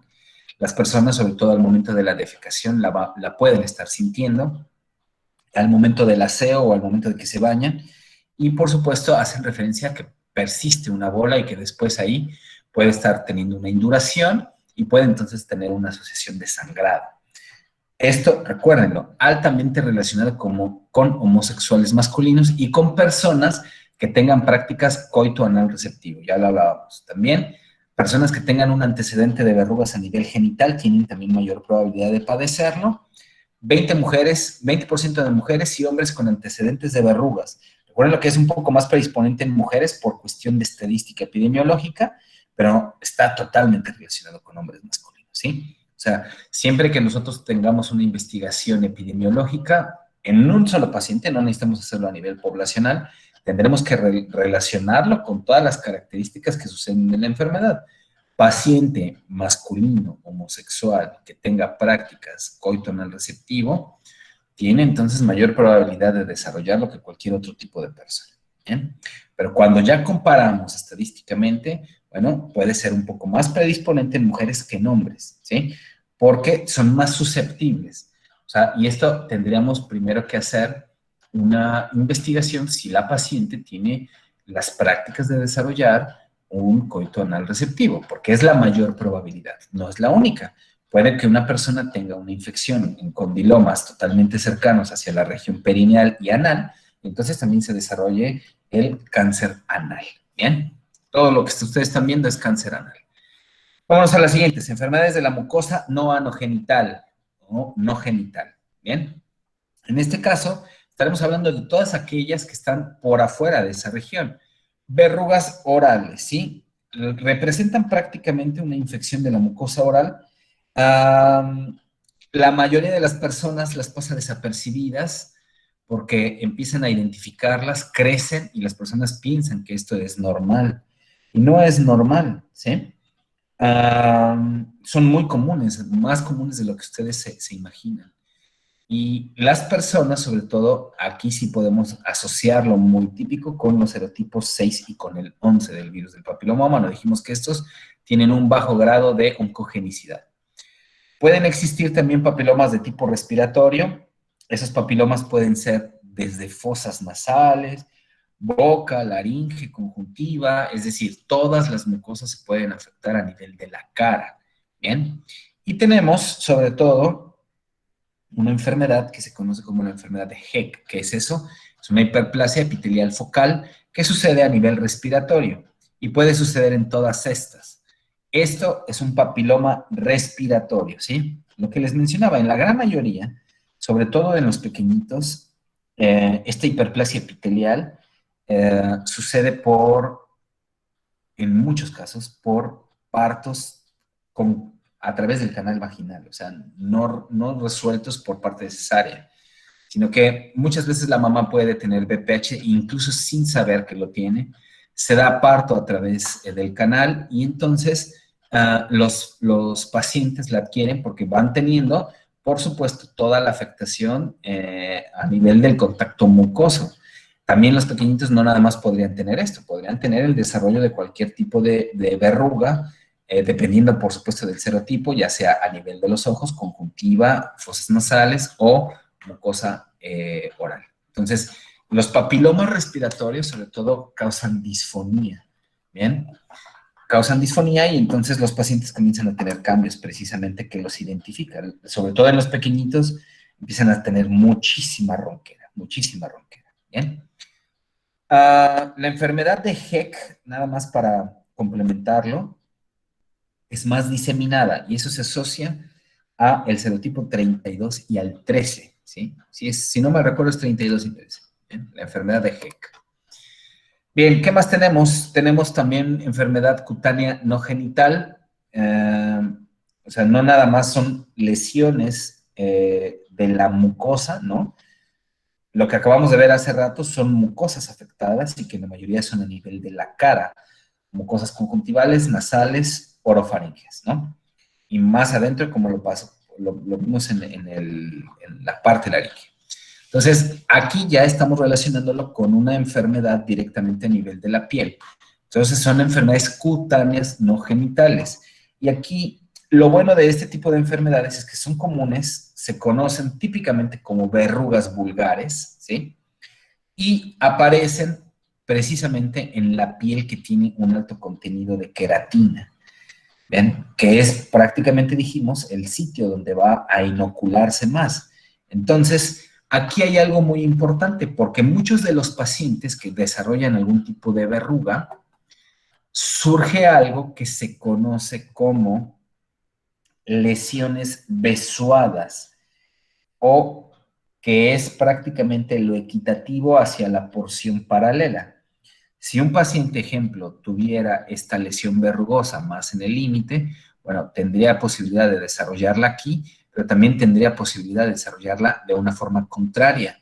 Esas son las famosísimas lesiones besuadas, es decir, puede autoinocularse también el virus en otro sitio donde esté teniendo ese plegamiento la piel. ¿Bien? O son besuadas o son besantes, así es el nombre correcto, ¿bien? Así de hecho se describe en la medicina. Son benignas y autolimitadas, pero recuérdenlo, no todas ellas se resuelven de una forma natural. En muchas ocasiones hay que dar el tratamiento. ¿Dónde vamos a tenerlos? Son pápulas y nódulos circunscritos, manos, pies, rodillas. De hecho, ahora les voy a presentar un caso clínico que sucedió conmigo en una de las, de hecho es una chica que tomó clase aquí conmigo, ya de hace generaciones, y recuerdo muy bien que cuando terminamos de ver la clase, inmediatamente me mandó como un correo, ¿no? Doctor, fíjense que yo tengo esto. Ya les contaré porque les voy a mostrar la imagen que ella me envió a mi correo. Bien, y es precisamente una verruga. Entonces, la mayoría de los pacientes son asintomáticos, pueden ser verrugas planas, que esas suceden más a nivel de la cara y las manos, y sobre todo en algunas ocasiones se ven alteraciones de pigmentación. Bien, son placas inclusive que se conocen o se describen en la dermatología como papulonodulares hiperqueratósicos. Ese es el nombre correcto, tal vez histológicamente, que se habla. Entonces, los cambios los denota el paciente y acude y, oiga, póngame casi algo quemante como para quitarlo, ¿no? Para muchos pacientes son muy incómodas y por supuesto. Entonces, esta es la imagen que me envió una chica que tomó clases hace algunos años de infectología. Terminamos esta clase y, oiga, fíjese que yo, si no mal recuerdo, porque me comentó un poco su caso, al parecer ella era como bailarina, o tenía de una forma desde hace mucho tiempo, o sea, desde su juventud, mucho contacto con esas superficies descalza, ¿sí? Y entonces había ido, si no mal recuerdo, con un médico en una farmacia similar, le dieron creo que un componente con ácido acetilsalicílico que no le iba a hacer absolutamente nada, y después fue con un dermatólogo, y el dermatólogo le comentó pues, que esta es una lesión por un virus de papiloma humano, es una verruga plana. Bien, entonces le dio por ahí un tratamiento y mejoró bastante. Entonces, son más frecuentes de lo que ustedes imaginan. No es como un callo, ¿eh? Vaya, no crean que, ya se me formó un callo y por el hecho de que estoy bailando mucho o teniendo cualquier tipo de actividad, pues ahora se hizo una induración, ¿no, hombre? Hay que identificar la lesión y hay que hacer las pruebas que sean necesarias con el objetivo de estar dándole el tratamiento oportuno para las pacientes, ¿no? Vuelvo a repetirlo, la mayoría de todas estas lesiones pues pueden ser asintomáticas, pero podrían generar una verruga mayor. Estas, vuelvo a repetirlo, son planas. Y el tratamiento no es tan fácil, es decir, no va a haber una resolución de la noche a la mañana. Como van siendo profundas, entonces van generando incluso hasta un proceso de cambio de coloración, y en algunas superficies que son más sensibles, ahí sí podría generar entonces dolor. Por eso es importante darle un tratamiento correcto. ¿Bien? Y tenemos aquí algo que se conoce como la papulosis bowenoide. La papulosis bowenoide es una enfermedad que también se conoce como enfermedad de Bowen, y básicamente son lesiones maculopapulares pigmentadas multicéntricas. ¿Y en qué zona aparece? En la predisposición anogenital. De hecho, el mayor sitio de localización es precisamente a nivel inguinal, a nivel del rafe y a nivel anogenital. O sea, en la zona prácticamente inferior, la parte de la cadera, de lo que hemos estado también hablando. Pero a gran diferencia no se genera ni un condiloma acuminado, ni una verruga plana, ni mucho menos. Es una verruga pigmentada. El pigmento es usualmente un color marrón rojizo, ¿sí? Es típicamente fácil de identificar. Se pasa el dedo y tiene un reborde. Y también los tratamientos tienen mucho encaminado a disminuir tanto la elevación de la verruga como eliminar la pigmentación. La pigmentación es mucho más difícil. ¿Cuál es una característica, antes también de que se me olvide, de la papulosis bowenoide? Que si hay lesiones juntas, como la imagen de acá abajo, tienden a fusionarse, como sucede precisamente en la lesión de abajo. Es decir, pueden ir teniendo una aparición contigua, pero al momento de que van creciendo y se van juntando, se fusionan y forman una lesión mucho mayor. ¿Bien? Esto es muy típico de la lesión o de la papulosis bowenoide. ¿En quiénes aparece muchísimo esto? Sobre todo en personas de 40, 50 años. ¿Sí? Es sobre todo típico. Y la última que vamos a ver, porque ya vimos la genital, la no genital, y ahora nos toca la epidermodisplasia verruciforme. ¿Qué es la epidermodisplasia verruciforme? Implica una enfermedad de rasgo genético, es familiar, la herencia autosómica recesiva, ¿sí? Y aumenta sobre todo la predisposición del paciente a desarrollar lesiones verrugosas, pero con una alta degradación queratinocítica y un crecimiento muy hipertrófico. Entonces, las personas se dice que tienen una inmunodepresión y aumenta precisamente la susceptibilidad de las verrugas. Cuando esto se presenta en algunas personas, puede tener una asociación con VIH, con personas que están recibiendo trasplantes, quimioterapias, etcétera, ¿sí? Y en algunas ocasiones, que es lo típico para este tipo de pacientes, comienzan en la niñez y de ahí pueden ocasionarse en cualquier parte del cuerpo, no tienen una predisposición, ¿sí?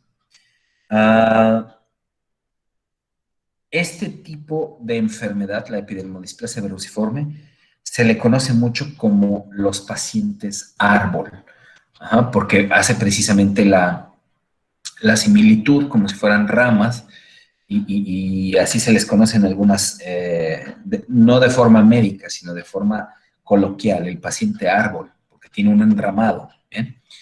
Aumenta, por supuesto, el riesgo de cáncer de piel, ¿sí? Porque tiene ya una afectación muy grande de todo el epitelio. Son totalmente destructivos, ¿sí? Es decir, las regiones ya no se identifican. Respeta ganglios y mucosa oral, y tienden a formar verrugas planas en algunos sitios adyacentes.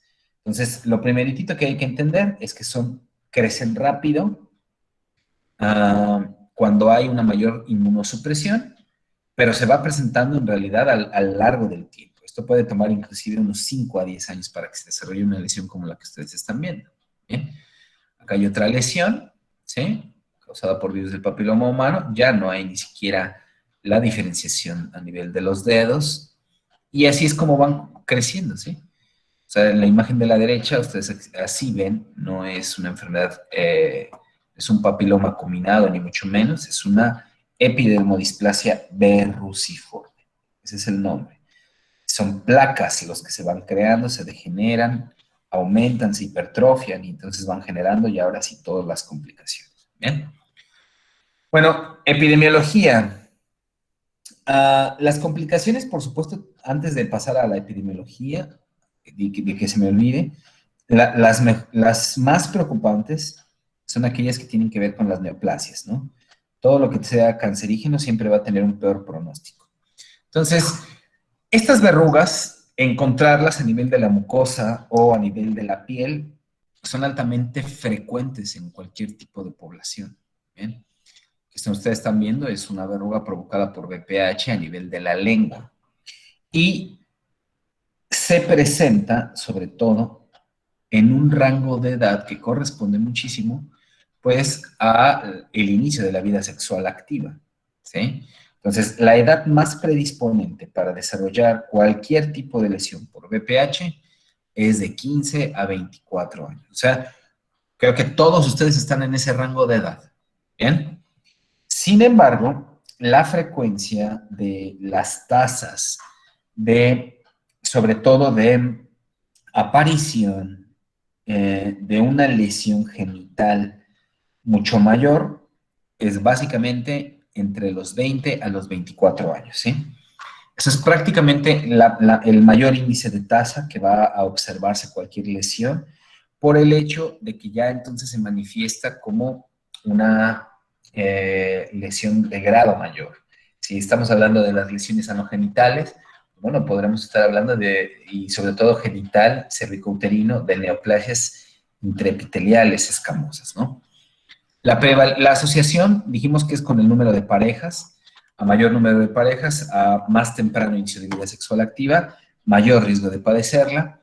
La prevalencia estimada, más o menos calculada de forma internacional, es alrededor de 20 millones de pacientes. Es muchísimo. Y hablar, por ejemplo, de los condilomas acuminados, se dice el 1% de la población sexualmente activa. O sea, si suponemos que de cada 100 personas que ya tienen un inicio de vida sexual activa, y lo hacemos más bien la transferencia de esta tasa, una persona va a tener un condiloma acuminado. ¿Bien? O sea, es frecuente tener eso, ¿sí? El encontrar eso más bien en los pacientes. Muy, muy, muy frecuente. ¿Bien? 10 al 20% de las personas de población expuesta puede entonces desarrollar una lesión verrugosa y cáncer anal.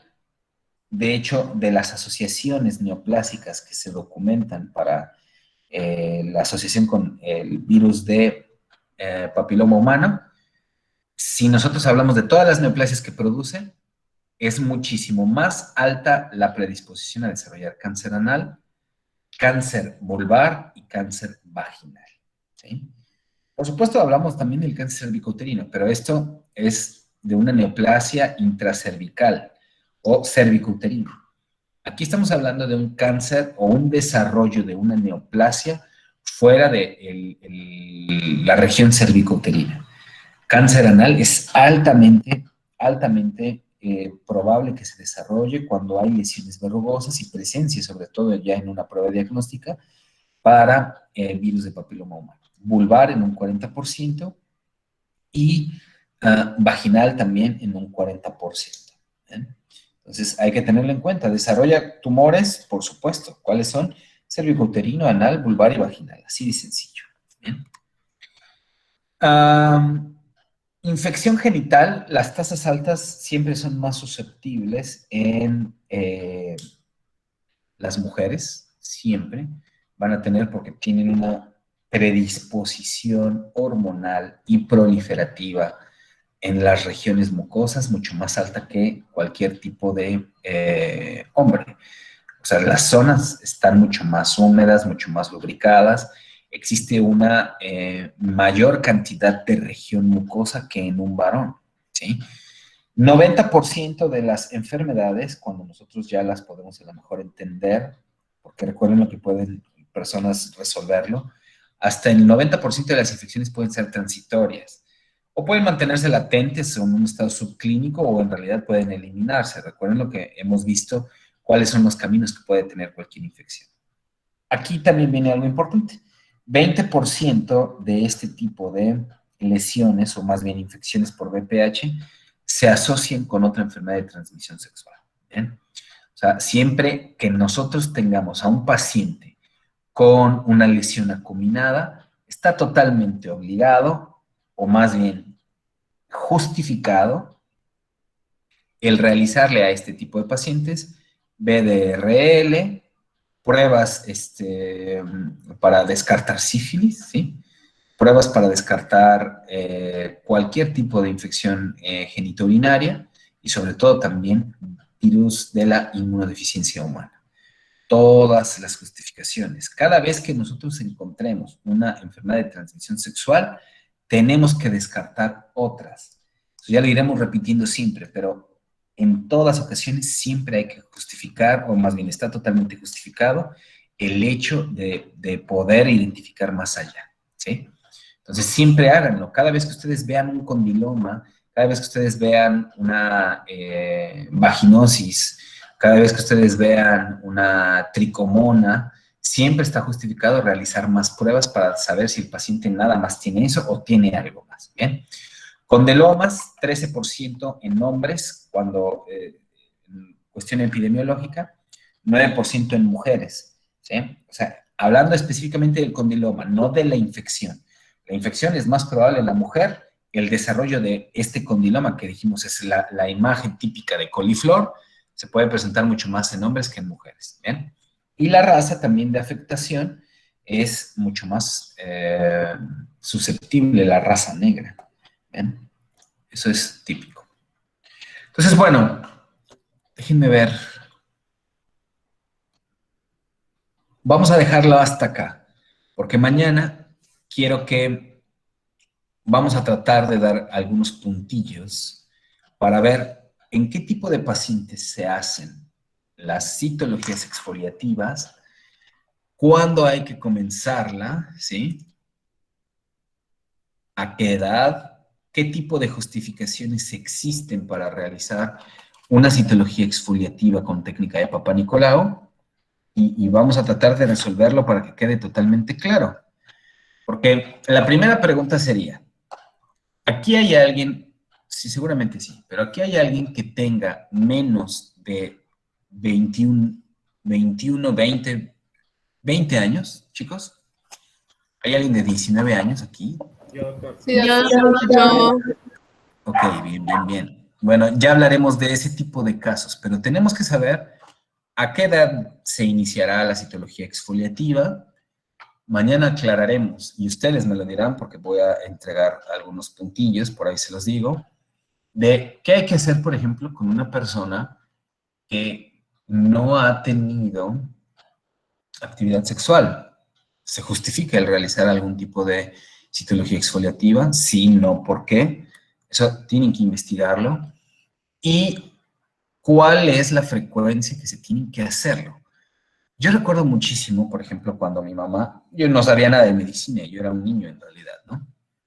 Y recuerdo que tenía, por ejemplo, mis tías o algunas amistades que eran más cercanas, y hablaban o se escuchaban nada más hablar entre ellas. Oye, tenemos que ir al Papa Nicolau.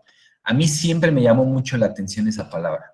Y yo en algún momento estaban así como un montón de personas. Dije, oye, mamá, ¿qué es el Papa Nicolau? ¿No? Porque nunca me lo imaginaba.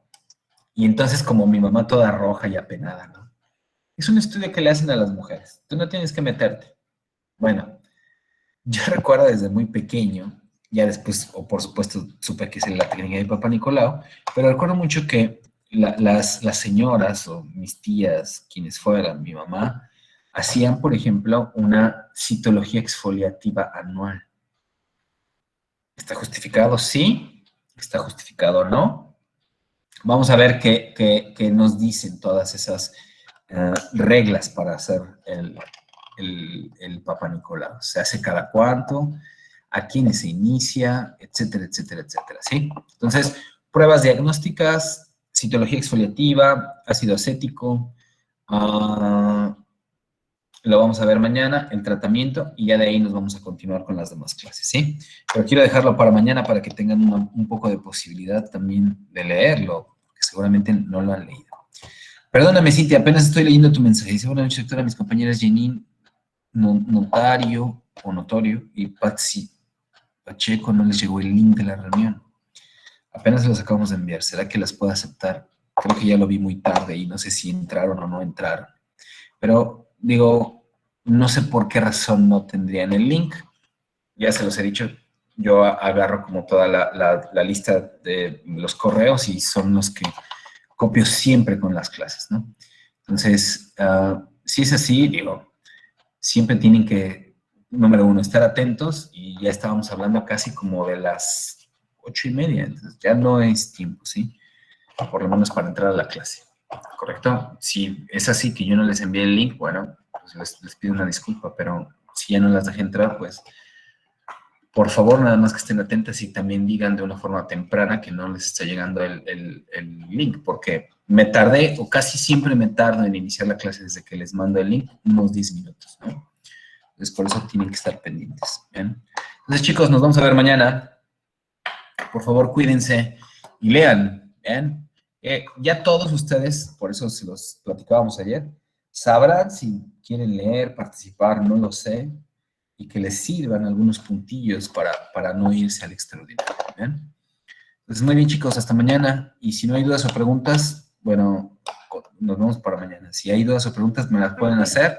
Y si no, se pueden contestar mañana, ¿eh? Adelante, adelante. Una pregunta, ¿no? Adelante, Ángela. Las pápulas perladas no se pueden confundir, o sea, a simple vista. Las pápulas perladas, Ajá, ¿a eso te refieres, Ángela? sí. Una pápula perlada o una pápula que tiene un brillo, hay que identificar cuál es el origen, ¿sí? Existen algunas lesiones también de características infecciosas que nos pueden dar pápulas brillantes, ¿sí? Déjame me acuerdo de una ahora. ¿Qué hay que hacer? Hay que llevarla a una citología o hay que llevarla a una prueba específica para saber cuál es la etiología. ¿Bien?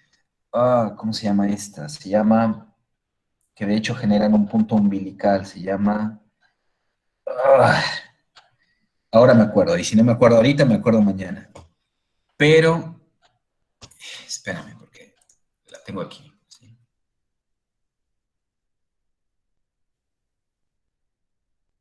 Este tipo de lesiones... molusco contagioso, ¿bien? El molusco contagioso, ¿sí? Déjenme, les pongo aquí. El molusco contagioso, dejen ver si... Les voy a presentar rápido la pantalla, ¿sí?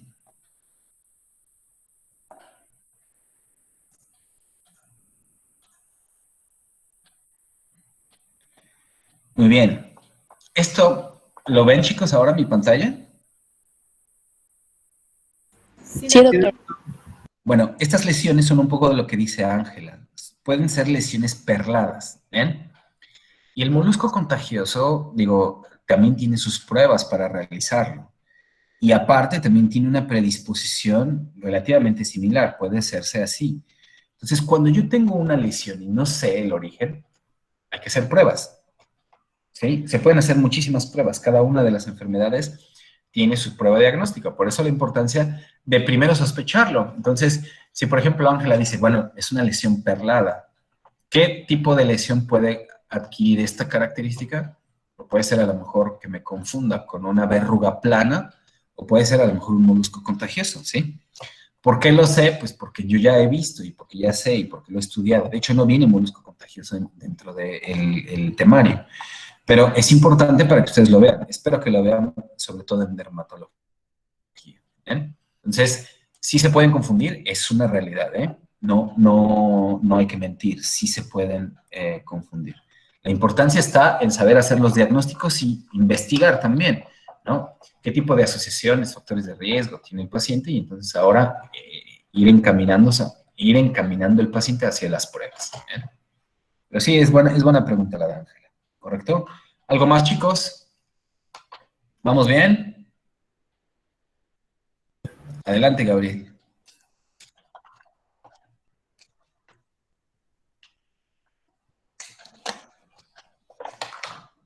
¿Por papiloma? No. No. Sí escuchaste mal. O sea, personas que tienen verrugas, ¿sí? Eso es una verruga provocada por un papiloma. ¿Cuántos serotipos existen? 100 serotipos, ¿sí? Entonces, los que están típicamente, ejemplo, les acababa de mostrar unas verrugas a nivel de la mano, ¿no? Eso no significa que la persona se haya contagiado porque haya tenido contacto mucoso directo con un condiloma. ¿Podría suceder? Podría suceder, pero existen muchísimos serotipos y la gran mayoría de todos los serotipos dan lesiones verrugosas, ¿sí? Entonces, tú podrías hacer un estudio molecular y tal vez sería otro tipo de serotipo, ¿eh? Pero difieren muchísimo porque usualmente se comparten muchos serotipos, es decir, tienen como una afinidad hacia el tejido. Si bien las lesiones son características o tienen semejanza, más bien dicho, tú puedes encontrar una lesión verrugosa en pacientes que tienen en el cuello, ejemplo, y únicamente al momento de hacer un diagnóstico molecular te vas a dar cuenta cuál es el serotipo, ¿ven? Pero no necesariamente son las mismas. De hecho, es más probable que sean diferentes las lesiones a las que se encuentran de forma genital. O sea, el hecho de que una persona, y al punto al que quiero llegar, que si tiene una verruga por la cara o por... Yo me acuerdo a mi abuelo, por ejemplo, materno, creo que nada más lo vi en mi vida como 3 veces, ¿no? Pero mi abuelo materno tenía, bien que me acuerdo, por ahí unas verrugas en el cuello, y eran medio grandes, ¿no? Y siempre les digo que nada más lo vi pocas veces, ¿no? Porque ya saben, las historias familiares, nunca estuvo en realidad con la familia, ni mucho menos. Pero yo le preguntaba, oye, a mi mamá, oye, ¿por qué tiene como esas bolas? Y me decía, son verrugas. Y hay muchas personas que se las quitan y punto, ¿no? Eso es un papiloma, ¿sí? Obvio, no es un papiloma relacionado con los serotipos que tienen mucho la afectación cancerosa, ni mucho menos. Pero es un papiloma, ¿eh? ¿De qué serotipo? ¿Quién sabe? Eso es muy difícil y usualmente no se lo pedimos al paciente, ¿no? Pero es un papiloma, así de sencillo. ¿Eh? ¿Les quedó claro, Gabriel?